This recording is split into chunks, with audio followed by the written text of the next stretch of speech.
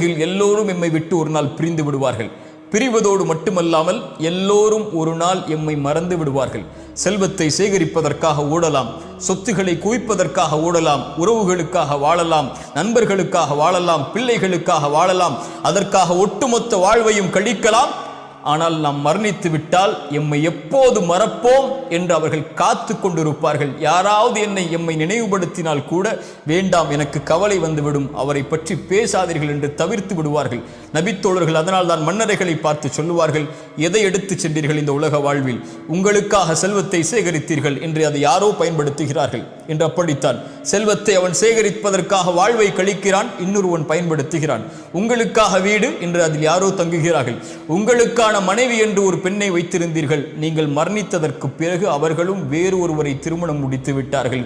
உங்களுக்கென்று மனிதா இந்த உலக வாழ்வில் எதை எடுத்து சென்றாய்? பேராசையோடு உலகத்தில் வாழ்ந்தாயே என்று நபித்தோழர்கள் மன்னரைகளை பார்த்து கேட்பார்கள். அல்லாஹுடைய தூதர் ஸல்லல்லாஹு அலைஹி வஸல்லம் அவர்கள் ஒரு அழகிய செய்தியை சொன்னார்கள்.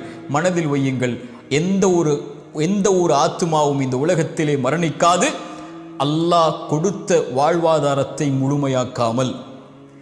அல்லாஹ் ரப்புல் ஆலமீன் உங்களுக்கு கொடுக்க இருப்பதை அழகிய முறையில் அல்லாஹ் அனுமதித்த முறையில் தேடுங்கள்.